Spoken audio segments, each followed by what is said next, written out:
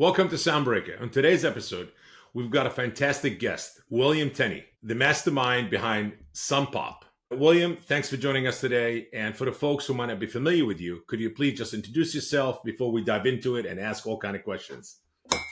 Absolutely. Thanks for having me. My pleasure. Sure. I'm William Tenney, and I've been doing this music business thing forever at this point. I have nowadays I've got a management business called Sun Pop, where we manage all sorts of major label and major independent artists. I've got a label business. I've got an independent catalog, but we also do have a JV we work on with Universal, and we have a services business too. And I live in New York City with my wife, and I'm pretty sure that statistically speaking, I'm one of the luckiest guys in the world. So it's a pretty good life. You know what? Amazing. Amazing. Before we get into what got you into this and how to manage and juggle between all of that, can you take us back, I would say, to your teenage years or maybe younger? What got you started in the music business? What ignite this passion, love? Was it family? Was it bands? Tell us the story, if you can. Gosh, you know what? For as long as I can remember, it's always Yeah. been music and the music business specifically. I don't want to, tell the same story I've told 100 times, but I found out at a really young age, 5 or 6. I was just enamored with the radio and specifically how records got produced and then distributed and then promoted. My childish mind was so curious about this, but yeah, man, like I said, I've been in the music business forever. I've just literally been doing it, thinking about it all the time since I was 5 or 6. And I guess my first real shot in the commercial music business was when I started interning at Brick Wall Management in 2012. That was my first sort of foray into the other side of the curtain, if you will. Interesting. Okay, so we bring it back. We bring it back to kind of the future, but a little bit back behind. Uh, you transition from finance to music industry, and it's quite a shift. Somebody being in finance in music, but okay, music does need to be financed and needs a lot of money. What inspired the change, and how did you integrate financial expertise to your current role in the music industry? You know what, man? To be honest, I get that question a lot. I didn't really make a pivot from finance to the music business. Like I said, I've been in the music business my whole life. Everyone who's known me growing up always knew it was always going to be music business. Yeah. And coming out of school, I went to school for music industry. I minored in business. Coming out of school, I had an offer to go work at an investment bank. And to be honest with you, Bob, the starting offers between my offer in the music business and my offer in the investment bank were so different monetarily that I sort of made a calculated decision. I said, I'm going to go do this for a year or 2 years or as short as I possibly can to collect what I need to do music business full time. And so that's what I did. I was at Goldman Sachs from 2014 to 2016. And as soon as I could walk out the door, I did. And I used the money I made to start my business in 2015. And you're much happier? You know what? I liked working at Goldman too. A lot of smart people there. I learned a lot, but Yeah. nothing beats doing this. Interesting. Let's jump into Sun Pop. What sparked the interest of starting something like this? And what was the challenges or your biggest challenge that you faced, bringing it to life? Well, Sun Pop, honestly, well, first of all, the name is just two things that I like a lot. The sun and pop music. Sound like a Florida company. Somewhere you'll start in Florida. It's kind of what it feels like. Yes. It was also the name of my, if you're familiar with the world of publishing and Yes. PROs, Sun Pop Publishing was always the name of my publishing company as a songwriter. So that's sort of where I got it. But I keep coming back to this. I've been in the music business forever, and Sun Pop was kind of just an umbrella to house all the things I was doing already. For as long as I So can remember. it was a natural evolvement, I would say. Yeah, man. I think at some point you gotta, you get old enough, you want to make things official, you want to have a business. I mean, I had spent ages 9 through 23 organizing shows, signing bands, funding bands, making records, touring, being a songwriter, being a producer, just guiding artists, trying to make a living in music Hmm. any way I possibly could. And so Sun Pop just became an umbrella to do all those things in the eyes of the government and a place to report the money I was making. Interesting. Um, you know, I've been in the music business myself, and I know running a record label, it's not easy. It's very Nope. demanding, and it's 24 hours, literally 24 hours. Yeah. And how did you manage to juggle between the record label and the consulting service that you had? And it's very demanding, I know. So, how did you maintain the balance between both roles effectively? Well, you know what? Having a record label has changed a lot. I mean, it changes every year now, but it looks a lot different now than it did even 5 years ago, 10 years ago, 20 years ago. And Correct. for us, I mean, a few things. First of all, we primarily sign singles and EPs, but even between those two, we primarily sign singles. And the reason I mention that is because um, the support needed to put out a single and the involvement needed is less so than a juggernaut label putting out 25 albums a quarter. So I guess I'm really lucky to have the help that I do and the staff that we do. But I think the short answer is that what's required to run at least the type of record label that I run currently, luckily, uh, we have it in a place where we can do both with the services Um, business. Amazing. Now, the artists that you guys bring into the label or your release, and you take under the umbrella of the record label, independent Sure. artists or established? It really depends. And some of them, start off independent and become established, but it really depends. We had a great string of signings, I would say 2020 to 2022, where we signed a bunch of artists that, started small and went off to have pretty mainstream success. I mean, to name a few, we managed, Hmm. or we signed an early single of Lizzie McAlpine's and a collab she had did with Ben Kessler. I mean, Lizzie McAlpine's now Yes. one of the largest artists in the world. Yeah. Um, we signed, gosh, a kid called Stephen Dawes who streamed 200 million times and later upstreamed to Republic. And then there are artists who are already big. I mean, there was a kid called Landon Cube who was signed to Republic and had a big deal with Republic, and we saw his deal was going to be coming to an end, and so we offered him a single deal.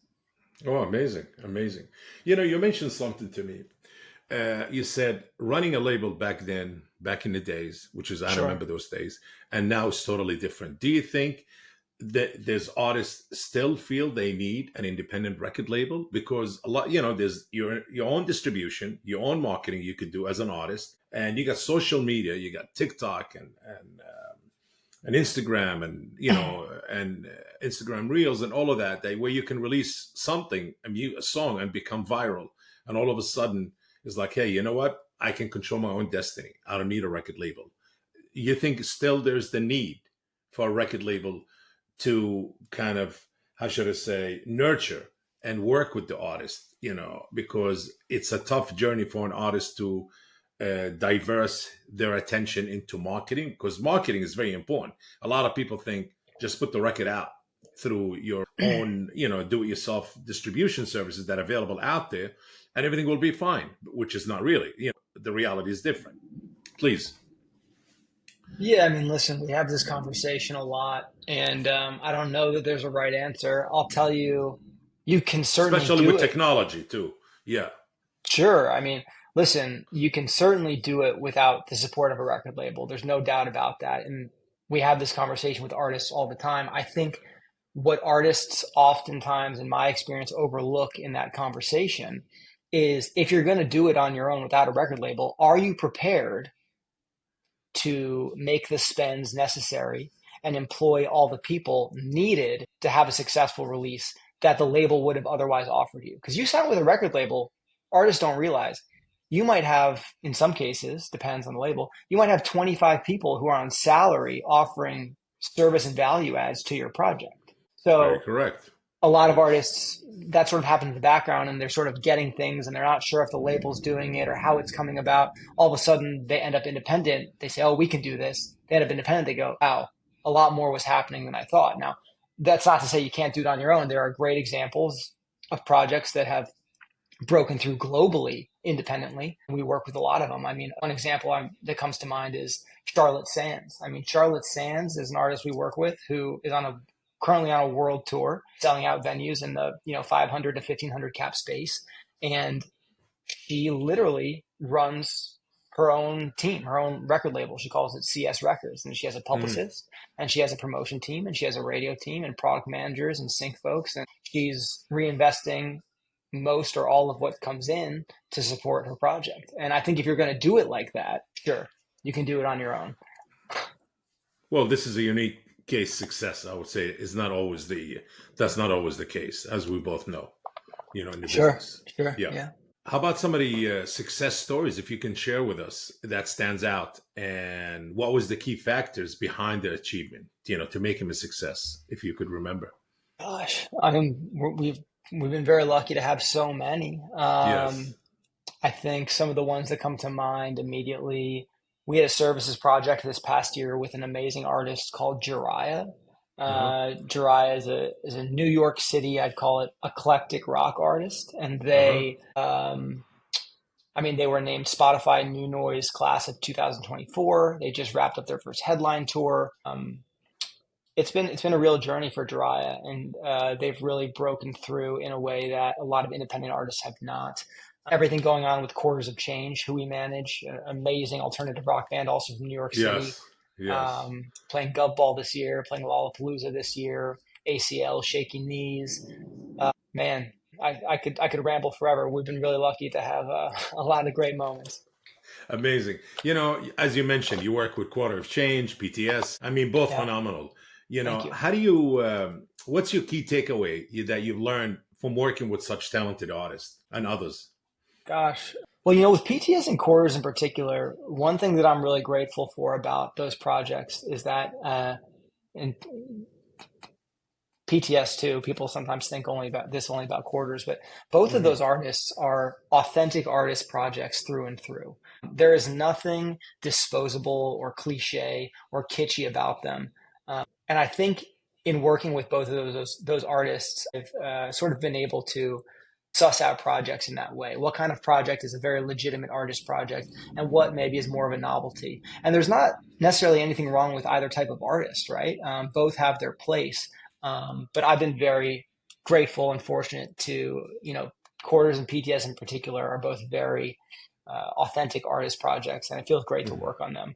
Now, listen, like we work on a lot of projects that have a novelty aspect too. I mean, maybe projects that are putting out records that are tied to a certain holiday or a certain charitable organization, just sort of have like some sort of novelty to them or Yeah. promo element to them.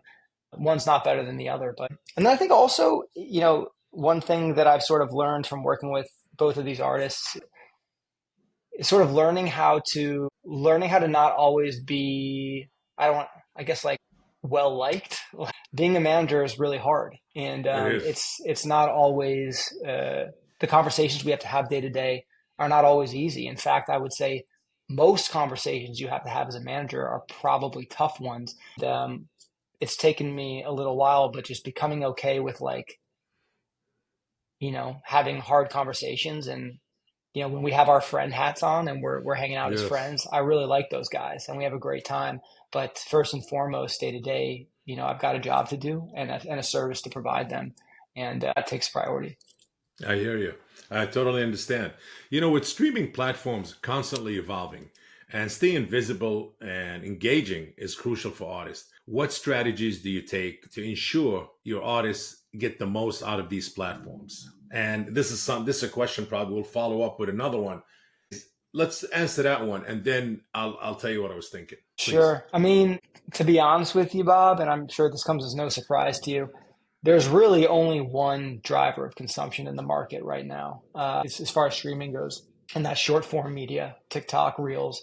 That's really the only thing driving consumption. So, in terms of what do you do to stay visible? I mean, listen, there are a handful of things that we do and a handful of teams we work with to give ourselves the best shot at streaming. But the short answer is short form media is really the only thing in May of 2024, at least, that is moving the needle in a big way at streaming Hmm. platforms. Yes. I mean, that said, I would do do anything and everything you can to get your music as widely consumed as possible. Don't necessarily worry about the dollar amount attached to it because, to be frank with you, recorded music is not making a whole lot of money in general No, anymore. merch Even and perform, and touring, and obviously other thing, commercials or whatever, and all of that.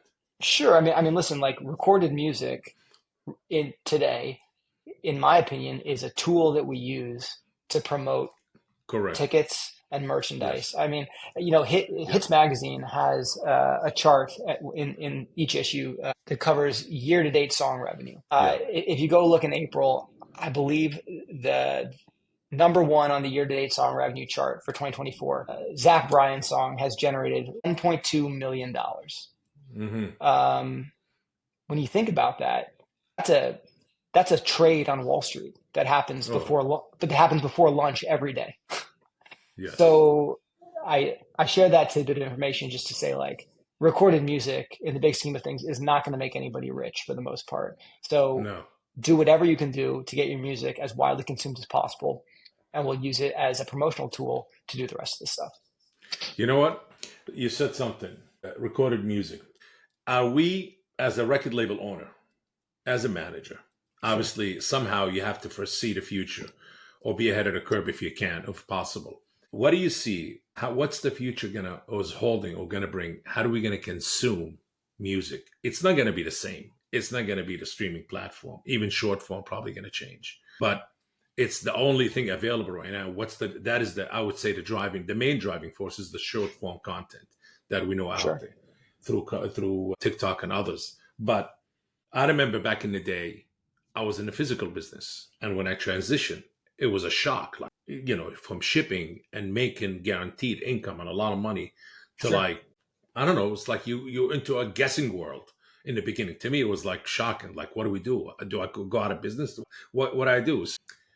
Obviously nothing stays forever. This is going to change. DSPs, I don't know if they'll go out of business or they transfer to something else. Like Towers, they closed. Sam Goody closed.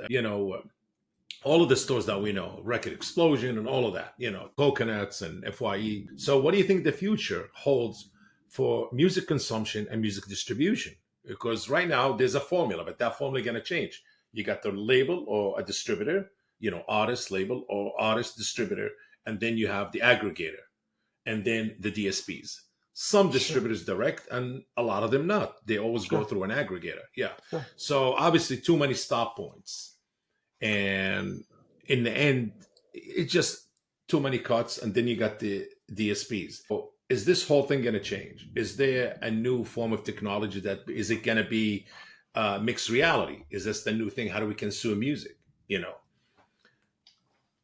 I mean, listen, we're all thinking it. I'm not sure I can answer that question for you, but I can tell you for sure it's definitely going to change. Yeah, I mean, listen, from 1999 to present day, I hmm think I don't think I know the monetization of recorded music has been slowly waning, right? Like to your point, you're making a lot absolutely. of money Yes. with physicals, Yeah. you're selling entire Yeah. albums. All of a sudden, 2000 rolls around, you've got the iTunes digital download store. We're down to one single. Okay, then from Yes. there, we're not even selling downloads anymore. Selling downloads today would be a blessing if we could sell downloads. So it's certainly been changing. Listen, as record labels with their primary product being recorded music, we are now starting to see in a major way the result of that shift. I mean, the majors just laid off half their staffs. And the reason Wow. that is because these businesses were built during a time that recorded music was making money hand over fist. And at the time, I mean, for the first of all, you know this, but for the first 40, 50 years of the recorded music business, the music business itself, most of the primary companies had a stronghold on manufacturing, had a stronghold Correct. on distribution, and they had Oh a yeah. stronghold on promotion. It should have been illegal. They literally controlled And the entire system. not to mention who I owned the label and I was the salesman for the label for my own label. Exactly. So I traveled all over America to all the store buyers, all the Baysides, to every buyer for all Yeah. these big chains, and they owned, not to mention all the record, owned the shelf space, the Yeah. positioning. I Yeah. mean, literally, you couldn't like you walk in, everything was on your face and only controlled by them. Sure, they spend the dollar money and all of this to the stores, the Sure. positioning. Yeah. But my point being is that the business was making money hand over fist. And then Oh, correct. Yeah. come the 80s, they found Digital. a way to sell the same albums to everyone a second Yeah. time. So we're just the music business was so flush with cash, and it Yeah. supported these brick and mortar buildings in every country, these Correct. stabs that were 100 people strong. Now, for the first time in a major way, we're seeing the revenue generated from recorded music at record labels is not supporting that sort of infrastructure anymore. And listen, the music business as a whole, recorded music, is certainly making money. But the difference between 2024 and 2004 is the volume, right?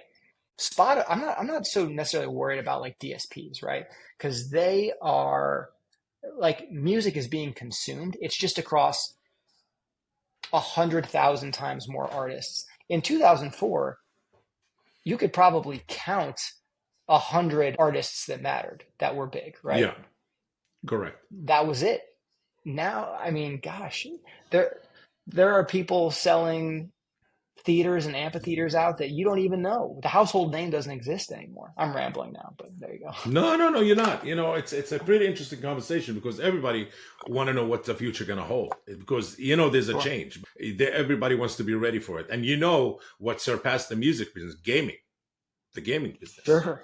It's bigger It than the music and film business combined. and blew it out of the water. If you dig into the gaming business, they actually have their own artists, and they even major artists they pay for them just for their own consumption, for their own platforms, Sure. and that's what they've been doing. They've been owning their own masters, not to mention their own technology to develop their own AI music. Nobody can Sure. hold them. Yeah, nobody can say nothing to them. So you've been in the business for a minute, and now you have seen it throughout many, I would say, iterations. What are some of the differences you've seen in the industry operates years ago and now? I mean, I know we went through it, but again, that you give us maybe a little more specific on it. Yeah, I mean, I think we've touched on a lot of the topics, right? I think We did, yes, we yes, talked about the yes, way recorded music is yes, monetized, and I think we yes, talked about how a lot of the tools needed to be yes, your own business are readily available to you. You no longer need correct. approval from the powers that be. Yeah, I think just the overarching theme there is that the barrier to entry to be a creator in the music business is lower Hmm. than it's ever been. Anybody can be a creator in the music business. That's exciting and Access is daunting there. all at the same time. Access is Sure. available. Oh, you need a laptop, or maybe now your phone, your actual smartphone. You could record a song and do the whole thing and release it Sure. immediately. Yeah. I mean, these kids aren't even like making records like we used to make them anymore. No, Like, no, we no, no, no. thought when I was growing up that like, the fact that you could record a record on your laptop on Logic with live instruments at home and not at a brick and mortar studio that costs you $1,500 a day. We thought that was the Hmm. coolest thing in the world. Nowadays, these kids aren't even recording those parts anymore. They've got Splice and they've got sample banks that are approved for release to DSPs commercially, and they just type in the Absolutely. tempo and the key they want, and they pull in a guitar line. They don't even play it anymore. So if you actually have an iPhone No. with Splice and Logic on it, as long as you can record a vocal somehow, which I guess you could even do into your iPhone, you can release music commercially for $9. Well, amazing, amazing. What advice typically you would give to aspiring students that want starting their journey? I call them students because they are, in the beginning of their journey into the music industry. What's the do's and don'ts? Because a lot of our listeners and viewers going to be inspired by your story and your path that you carved, your own path in the music industry, so they want to follow. They say, hey, William did it, why can I do it? I'm going to do it. I mean, what I always tell kids is just it sounds simple, but you got to just get out there and do. The Yeah. music business is not like other businesses. I talk to a lot of kids and they ask for advice as to how to get a job, like when they're coming out of school or what the best way to get hired is. And I always tell them the best way to get hired is just to do. Like the music business isn't looking for flashy degrees. We're looking for people that can add value. So if you want to be an A&R, the best way to get hired as an A&R is to A&R things. You don't have to be at a company to do that. And if you A&R well, if you're a good A&R, you will have some success. You'll be able to tell that story to companies, and or companies will notice and want to bring you in. If you're not a very good Mhm. A&R, you probably won't have success. That's a very hard business. Um, Yes. but whatever it is you want to do, just start doing it. And if you're any good at it, which I hope you are, or you will become over time, someone's going to notice, or you're going to be able to tell that story to someone you want to hear about it. I mean, when I first got hired at Crush Music in 2016, I got hired because I was doing independently what they were looking to have in-house. They wanted to build a streaming promotion team, and I was running a streaming promotion business. So Interesting. they said, "Do you want to come and do that here?" I said, "Sure. Why the hell not?" Absolutely. Looking back at your career, is there a particular milestone or achievement that holds a special significance for you? I mean, again, so many, but I think one of the biggest ones is just being able to run this business full time, and not work for anybody else, and like, do this like quote unquote side hustle as my life, and in a way that can support me and support my wife and my family. And that's the best blessing. I Amazing. remember when I was thinking about making that jump from corporate music to being fully independent. It was a tough time, not a tough time, but it was, I had just committed to a radio campaign for one of our clients. And as we know, those can be very pricey. And Yes. I had also purchased a engagement ring for my now wife. And so I found myself all of these things kind of happening in tandem, and I started to sweat a little bit. I was like, "Oh man, maybe The I got pressure in." was on. The pressure was on.